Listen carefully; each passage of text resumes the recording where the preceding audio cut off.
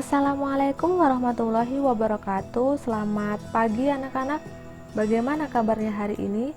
Semoga senantiasa sehat dan tetap patuhi protokol kesehatan ya. Memakai masker, jaga kebersihan. Baik, untuk pembelajaran kali ini pada mapel PPKN kita akan belajar tentang menumbuhkan kesadaran terhadap Undang-Undang Dasar NKRI 1945. Silahkan disimak baik-baik. Media pembelajaran melalui YouTube ini diberikan untuk anak-anak yang kemarin belum sempat untuk mengikuti Zoom pada link yang sudah saya bagikan. Setelah menyimak pembelajaran dari media ini, diharapkan kalian nanti dapat menganalisis makna Undang-Undang 1945 dalam sistem hukum nasional dengan menjawab kuis dengan benar. Yang kedua, kalian dapat menjelaskan fungsi dan kedudukan Undang-Undang Dasar 1945 dalam sistem hukum nasional dengan menjawab kuis atau soal dengan benar. Nah, yang tampil di layar ini apa anak-anak?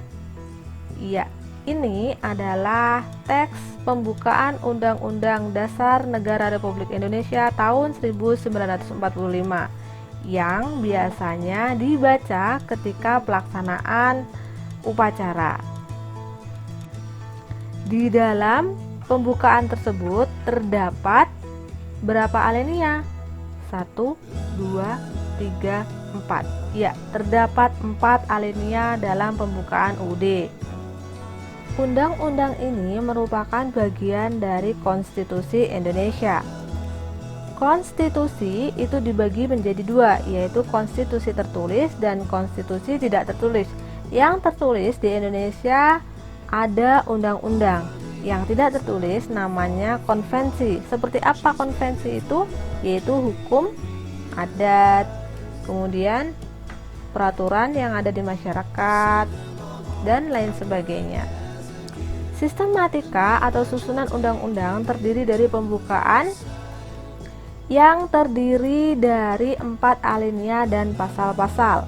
Undang-Undang 1945 dirumuskan oleh BPUPKI pada sidang periode kedua, yaitu tanggal 14 sampai 16 Juli. Dan disahkan oleh PPKI pada tanggal 18 Agustus, sehari setelah proklamasi dikumandangkan.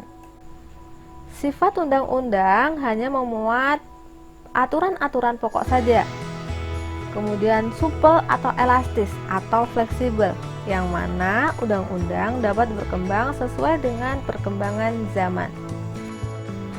Kedudukan pembukaan Undang-Undang Dasar 1945 di sini ada 4. Yang pertama sebagai tertib hukum, yang kedua sebagai pokok kaidah negara yang fundamental, yang ketiga sebagai muqaddimah atau pembukaan, dan yang keempat, pembukaan mempunyai kedudukan yang lebih tinggi daripada pasal-pasal di dalamnya.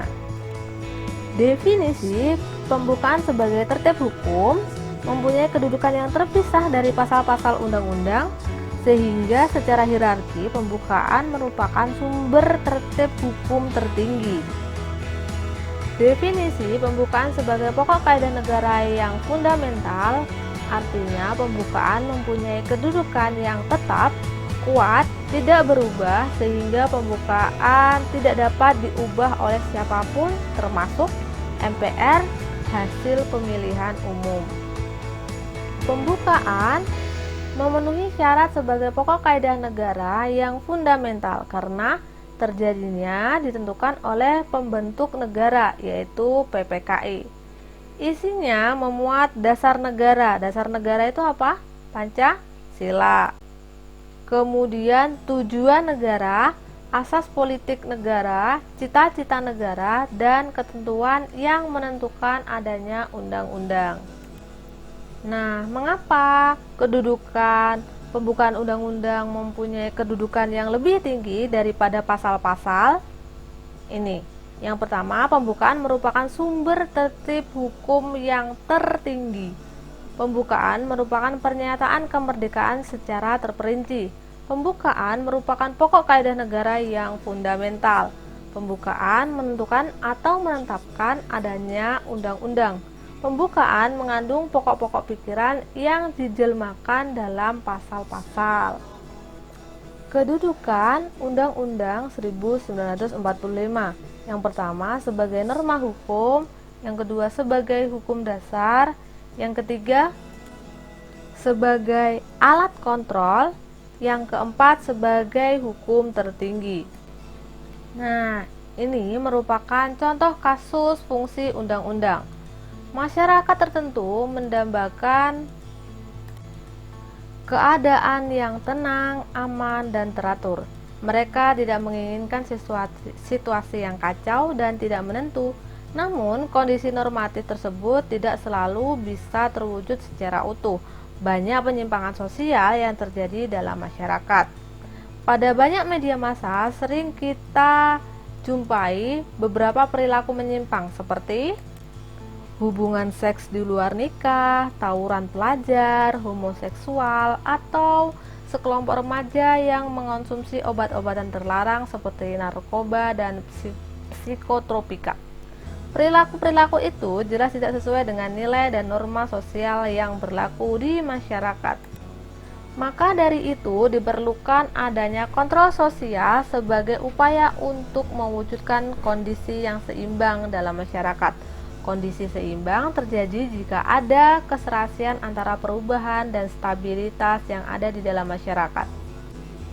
Sehingga dari contoh kasus di atas merupakan sebagai apa? Kontrol, penentu, atau pengatur.